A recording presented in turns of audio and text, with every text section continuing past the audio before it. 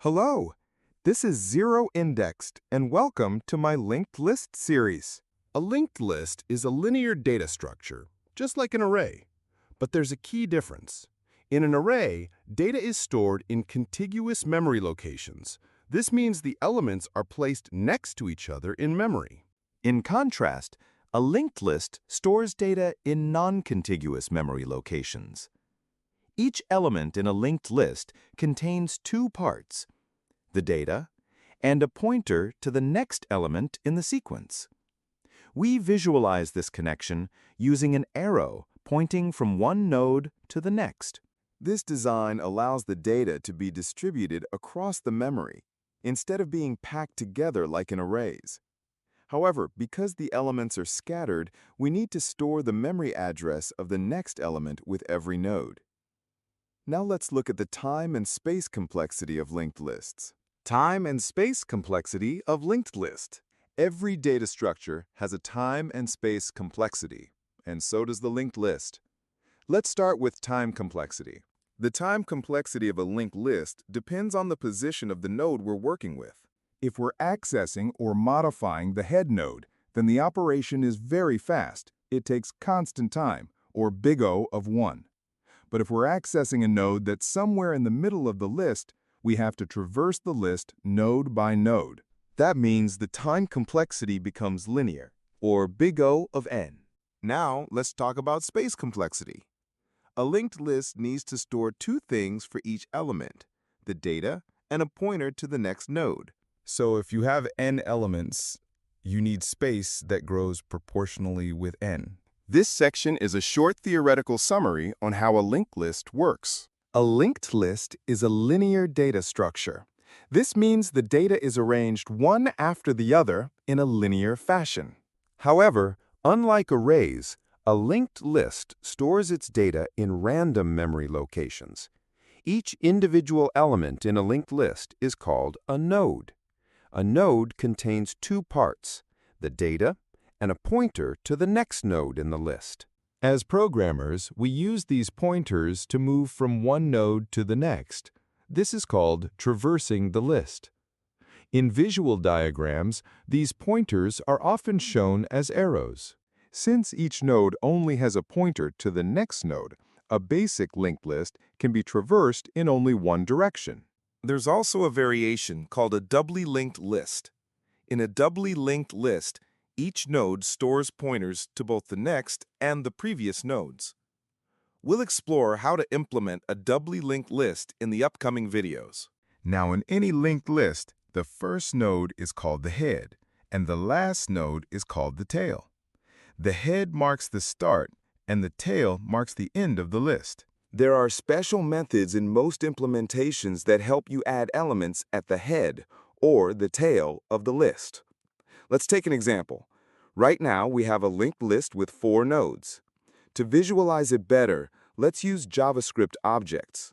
Each object has two properties, a data value and a next value. The data holds the actual content of the node. The next value points to the next object in the list. In this case, each object directly contains the next one. That's because JavaScript uses garbage collection and doesn't expose raw memory pointers. Languages like Java, Python, TypeScript, and Kotlin handle linked lists in a similar way. But in languages that support pointer operations, like Go, C, C++, and Rust, the next node's memory address is stored directly. The compiler then uses that address to access the next node. Now, let's return to our JSON-style linked list. If you observe carefully, only the first and last nodes are not nested inside another object. These are the head and the tail. And if you look closely, the only node with the next value of null is the tail node. And that's important. The next property of the tail should always be null. If it's not, then there's likely a bug in your linked list logic, either during creation or while modifying it. And that's the theory behind how a linked list works. Next, let's dive into how we can implement a linked list using JavaScript. Implementing the list node class. Let's begin by creating the basic building block of a linked list, the node. We'll start by creating a class named ListNode. If you're working in a separate JavaScript file, you can add the keywords export and default. Next, we'll add a constructor that accepts a variable called data.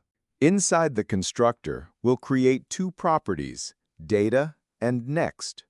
We use the this keyword to declare them. This means they belong to the object being created from the class. The data property will store the value of the node.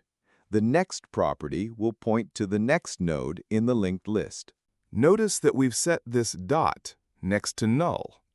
That's because when we create a single node, it doesn't point to any other node yet.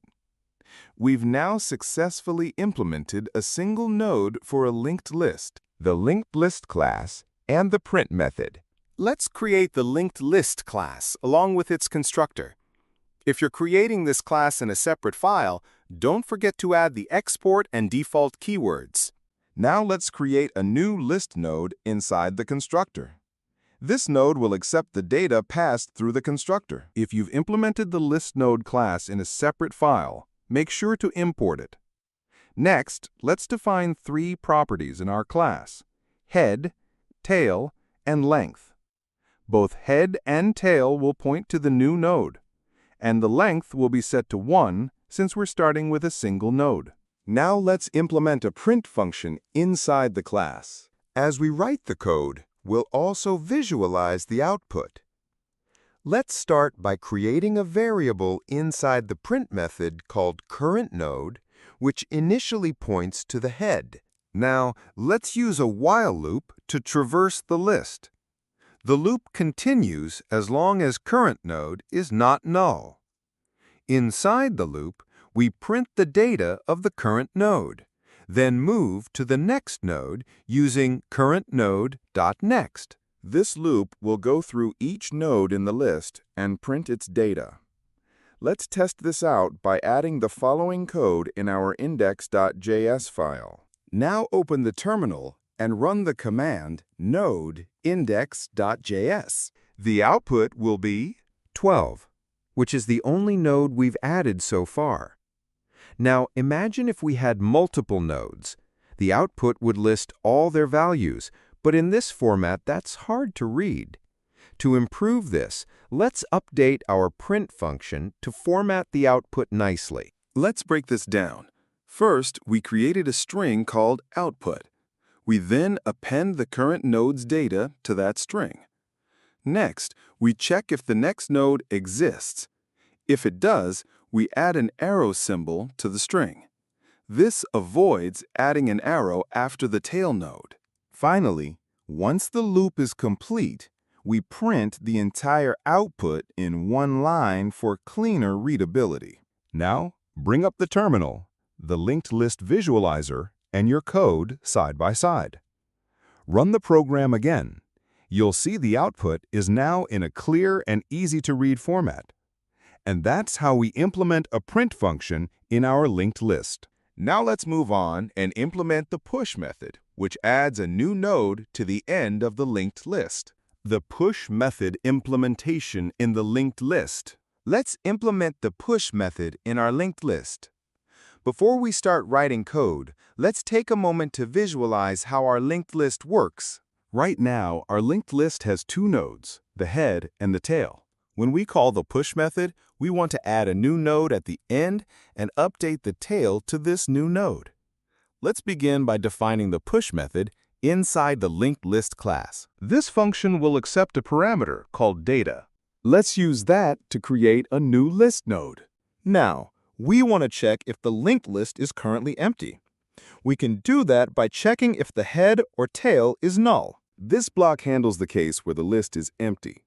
In that case, both head and tail will point to the new node. Next, let's handle the case where the list already has nodes. For that, we'll add an else block. Here, we update the next property of the current tail to point to the new node. Then, we reassign the tail to this new node. After that, don't forget to update the length of the list. And finally, return this. You might be wondering, why are we returning this instance from the function? This is done to support method chaining.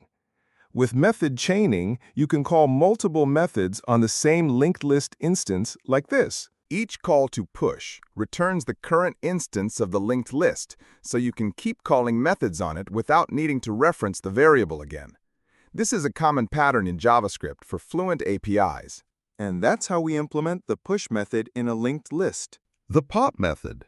We have already seen the push method in the linked list.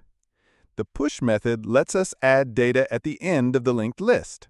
The pop method, on the other hand, helps us remove a node from the end of the linked list. Let's start our pop method implementation by defining the pop method function inside the linked list class. Inside the method, we'll first add an if-else statement. The if statement will check whether the linked list has any nodes. If the linked list does not have any elements, then throw an error saying the linked list is empty. Now add another if statement which checks whether the linked list has only one node. Now for this case, create a new variable called popNode which points to the head node. Declare the head and tail as null and set the length to 0. Then return the data of the removed node.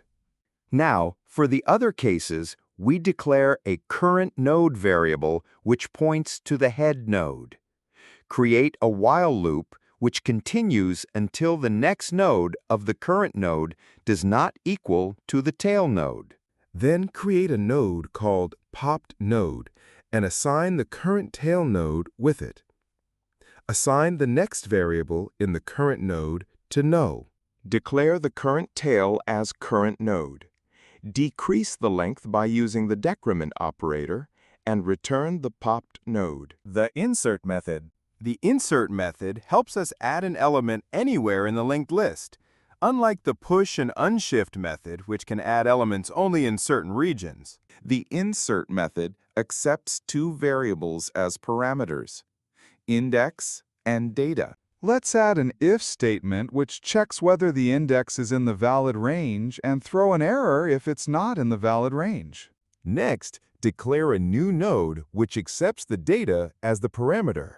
Now, in the if statement, which handles the case where the index is 0, declare the head node as the next node of the new node.